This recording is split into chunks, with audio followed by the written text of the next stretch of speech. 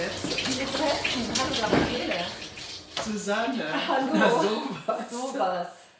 Und jetzt ist fast 4 Uhr nachmittags. Ist das so? Ich nehme an, du hast heute Nacht wieder nur 1,5 Stunden geschlafen, oder? Meine Liebe, ich muss gestehen, dass ich fast gar keinen Schlaf brauche. Also höchstens 2 Stunden und das erst nach 3, damit ich zur vollen Kreativität aufblühen kann untertags. Ja, also ich meine, 3 Stunden Schlaf ist wirklich für Losers. Ja, Ist das doch finde gar ich nicht auch. mehr gut, ja. Also alleinerziehende Mütter, die kaum schlafen müssen und Liebhaber haben, kochen von Ottolenghi, natürlich alle Gewürze haben und Fulltime arbeiten. Ja, das ist auch so meine Richtung, meine tägliche Richtung als Ja, das habe ich Künstlerin. mir schon gedacht. Genau. Weil sonst wärst du ja auch keine gute Künstlerin. Nein, natürlich. Also, eine Künstlerin, die immer schläft, was soll das? Also männliche Künstler schlafen wahrscheinlich 12 bis 14 Stunden. Das Ne? brauchen die für ihre Schönheit. Das brauchen also sie die natürlich innere auch. Und die äußere. Ja, und auch. Und dann die auf der Leinwand und in der künstlerischen Ja. Produktion. Ne? Genau, und auch das künstlerische Erneuern durch des Schlafens.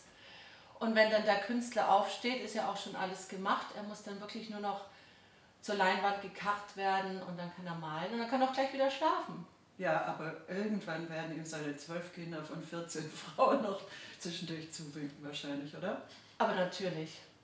Aber nur so ganz zart, damit sie ihn nicht aus der Inspiration, aus dem Flow bringen. Naja, die sitzen dann in der ersten Reihe, wenn er irgendein Verdienstkreuz oder irgendwas bekommt. Ja, genau. Den goldenen Bären oder die blaue Venedig oder den Buttplug, da gibt es auch irgendwie so ein. Das hatte Jamie Lee Curtis jetzt erzählt, dass sie auch mal einen Buttplug gewonnen hätte bei einem Filmfestival. Beneidenswert. Ja, da gibt es ein schönes Foto mit dem Oscar und ich glaube Golden Globe und in der Mitte ist dann dieser Buttplug. Den gibt es hoffentlich auch in verschiedenen Größen. Wahrscheinlich, ne? Je nach Größe der Kreativität. Also, wir kennen verschiedene Künstler, die wirklich einen großen Buttplug verdient hätten. Absolut, und zwar für den Mund und für den Hintern. Das wird jetzt echt zu albern. Ja, sorry. Also, Genau, erstmal hier zum Aufwärmen. Genau. Wir haben ja sehr wichtige Themen zu besprechen. Ja, aber wir bleiben jetzt mal beim Tagesablauf, würde ich sagen. Okay. Weil, also nach deinen maximal 1,5 bis 2 Stunden Schlaf, Absolut. stehst du ja dann auf und dann bist du schon gleich, noch vor dem Frühstück, bist du ja dann in deinem Soggy Studio, oder? Nein, ich mache dann erstmal Yoga. Na, 90 Minuten.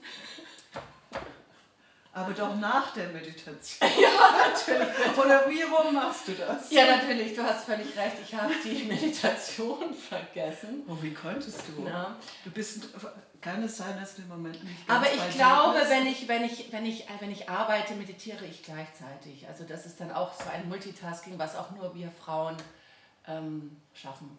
Ja, Meditation und Kreativität gleichzeitig. Ja, aber es gibt ja tatsächlich die klassische Meditation. Man kann sie auch. Das ist zu einfach. Man kann sie was? Also, du siehst, Nein, das ist die Gehen-Meditation. In Sri Lanka machen die Mönche immer. Die meditieren, indem sie gehen. Ja, so einen Schritt vom anderen. Wir machen das ja beim Abwasch, aber dann funktioniert leider das. ja, man kann das auch in der Supermarktkasse machen, aber, Nein, aber wir ich, nennen ja, dann ich bestelle ja alles mittlerweile. Ja, wir haben ja Dienstboten. Na, mittlerweile ganz wieder, genau. Ne? Also unterbezahlt Hups, und alles. über das sollten wir jetzt bitte nicht reden. Ne? Also, dass hinter diesen Künstlern, die nur 2 Stunden schlafen, ein Hofstabstaat sozusagen am Machen ist. Ja, wie? Das hast du doch auch. Du hast doch ein Kind. Ja, das stimmt. Das hält mich auch wirklich in Trab. Nein, aber das Kind, das wird ja wahrscheinlich bei dir einkaufen und putzen und so. Ja, ja. Oder wozu hast du das? Ja, stimmt. Ich frage mich das auch irgendwie jeden Tag. So, also, nach deinen 1,5 bis 2 Stunden Schlaf gehst du ja, also dann meditierst du noch 7 Stunden und machst noch 8 Stunden Yoga und so. Nägel. Aber dann ist ja gleich schon, irgendwann kommt das Frühstück, aber noch vor dem Frühstück gehst du ja in ein Soggy Studio. Kannst du das mal bitte erklären, was dein Soggy Studio ist? Das Soggy Studio ist mein Atelier. Indem ich dusche und arbeite. Ich dusche mit einer Darmbinde, die ich mir auf die Stirn klebe und heute zum ersten Mal auch quer über das Gesicht. Und auf diese Darmbinden schreibe ich verschiedene Floskeln, Wörter, Slogans mit nicht wasserfestem Stift, der dann eben aus dieser Darmbinde läuft, wenn das Duschwasser, also die Brause, das Brausenwasser dann auf mich hinniederbraust und über mein Gesicht braust und über diese Darmbinde braust und dann wird dann diese schwarze Tinte mitgenommen und fließt dann in verschiedenen Bächen mein Gesicht herunter. Ja, das ist ziemlich eklig. Ja, also ich musste mir auch, obwohl ich eigentlich als freischaffende, erfolgreiche Künstlerin das eigentlich nicht bräuchte, aber ich musste mir dann doch Augentropfen besorgen, weil mir die Tinte wirklich in die Augen läuft und das dann doch ein bisschen brennt. Aber macht man ja für die Kunst, ist ja gut. Ne? Ja, also ich meine, erstaunlich, dass du nicht auch noch Darmbinden-Influencerin dabei bist. Ja, das ist ja mein eigentliches Ziel. Weil du möchtest jetzt mal endlich Influencer werden. Ich finde, das ist auch wirklich ein Karriereweg. Ja, also von der Künstlerin zur Influencerin. Ich glaube, das ist Karriere, das ist Aufstieg. Ich glaube, alle Künstler sind den Influencern wahnsinnig neidisch. Also der Aufstieg wäre dann mal gerechtfertigt, absolut. Durch dieses Duschen mit verschiedenen Produkten merke ich natürlich sofort, welche Darmbinde am saugkräftigsten ist. Weil, wo es richtig läuft und mir dann auch wirklich interessante Reliefien irgendwie durch das Wasser und durch die Tinte ins Gesicht fräst oder bildet oder modelliert sozusagen. Ja, die Darmbinden, die saugkräftig sind, machen das dann nicht. Die halten dann auch die schwarze Farbe richtig gut. Oder man zieht dann auch auf die schwarze Farbe, die dann wirklich bis zum Rand, und der Rand stoppt das dann. Das ist dann, also der Stopper. Und das ist ja, wenn man Damenbad, würde ich schon sagen, Damenbinde trägt. Aber ich finde, du könntest Damenbad-Influencerin werden. Warum bin ich heute so schlecht dran? Genau, also ich habe meine Dusche umbenannt in das Soggy Studio. Ich arbeite und dusche gleichzeitig. Mein absoluter Traum ist, Damenbinden-Influencerin zu werden, mit oder ohne Damenbad. Und ich kenne mich ziemlich gut mit den verschiedenen Produkten aus, die es hier in Frankreich zu kaufen gibt. Also ich gehe in einen ganz normalen Supermarkt und kaufe mir dort meine Art Supplies und teste die Saugkraft verschiedener Slip-Einlagen und Darmbinden. Ist ja nicht das Gleiche, das ist dann eine Größenfrage. So, also jedenfalls, ich habe 2 Fragen, nämlich einerseits, ob das Finanzamt die Darmbinden als Art Supply anerkennt, also ob du die Darmbinden von der Steuer absetzen kannst. Ja oder nein? Nein. Wir haben ja offensichtlich eine Gesetzeslücke. Geht eigentlich so nicht weiter. Ja, also das ist ein großes Problem für freischaffende Künstlerinnen, die nur 2 Stunden nachts schlafen müssen. Generell, dass ich die Dinger nicht umsonst bekomme, das ist der große Skandal. Und die zweite Frage wäre dann, oder das ist eigentlich gar keine Frage, sondern das ist eine freudige Feststellung meinerseits, weil mittlerweile hast du ja dein Tätigkeitsfeld erweitert, sondern... Nochmal. Du hast dein Tätigkeitsfeld erweitert und hast den direkten Übergang. Ich schaff das nicht.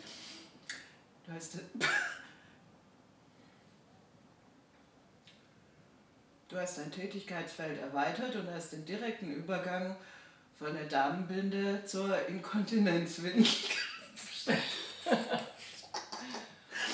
Ja. Du hast dein Tätigkeitsfeld erweitert und hast den direkten Übergang von der Darmbinde zur Inkontinenzwindel geschafft. Ich als ältere Mitbürgerin weiß das zu schätzen und es ist ja eigentlich auch eine zukunftsträchtige... Absolut, schau voraus. Ja, also nicht nur vorausschauend, was dich persönlich betrifft, sondern auch was die Bevölkerungsentwicklung betrifft. Also ich finde das wirklich ein sehr zukunftsweisendes Projekt. Also dieses ja sehr große Damenbinde, die dann eine Inkontinenzwindel dann doch war wirklich sehr groß auf meiner Stirn. Also das hat alles, es ist eigentlich sehr hübsch. Ja, ich so finde wie so ein wie bisschen so Hütchen. Napoleon. Ja, oder man könnte da mal so ein Napoleon-Hutartig. Netz davor hängen und dann. Ach so, ja, das ist auch dann für Beerdigung. Da kommen wir dann auch immer weiter und immer mehr. Ja, rum. oder also es ist ja weiß, ne? Also man bleibt ja dann auch rein. Also das Produkt ist ja ein Ach weißes so, Produkt. altjungfällig, oder Ja, was genau. meinst du jetzt? Auch gut.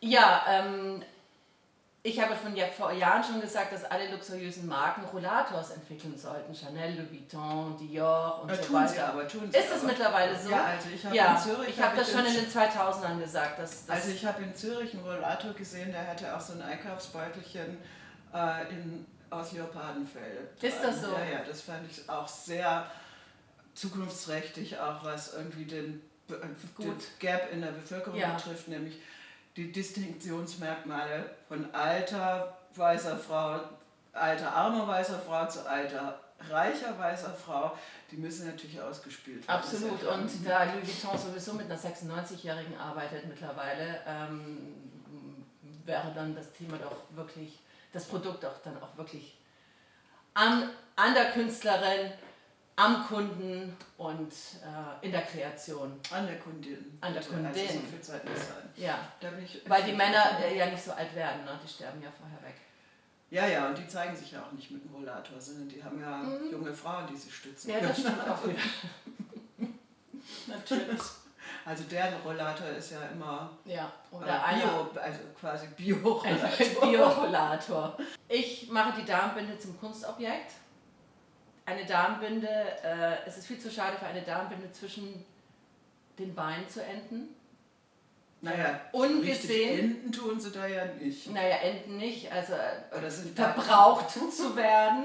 Also einfach um ein Gefäß für Periodenblut zu sein und ein Sicherheitskissen, damit man nicht mit Flecken rumläuft. Ich weiß, ich bin natürlich von der alten Schule, ich bin Generation X, ich bin vor einigen Wochen 50 geworden, das heißt, die Wechseljahre stehen kurz vor der Tür. Die Inkontinenzwinkel. Ja, ich sag ja, es kommt, vor allem wenn man dann auch so viel lacht. Es ist ja nicht mehr so, also bei mir zumindest, nicht mehr alles so fest. Gerade auch für Frauen, die Kinder bekommen haben. Aber das verstehe ich nicht. Also du als Künstlerin, die nur 1,5 Stunden Schlaf braucht. Ja, ich weiß. Also die Geburt hat mich wirklich gebeutelt. Das hätte ich auch überhaupt nicht gedacht. Also eine perfekte Frau muss auch die perfekte Kunst machen, auch die perfekte Geburt haben. Und du warst doch 3 Tage später wahrscheinlich wieder auf der Piste, oder? Ja, natürlich. Also stillend und malend und fotografierend und sofort wieder weit gereist. Wer sagt's natürlich. Denn? Natürlich. Kinderwegen an jedem Flughafen. Ne? Ja, vor allem diese Interkontinental, möchte ich immer sagen. Die Interkontinentalwindel, wenn das nicht mehr so fest ist und man auch viel lachen muss, dann ist es gut, dann auch eine Auffangmatratze zwischen seinen Beinen zu spüren, weil sonst wird es ein bisschen voll.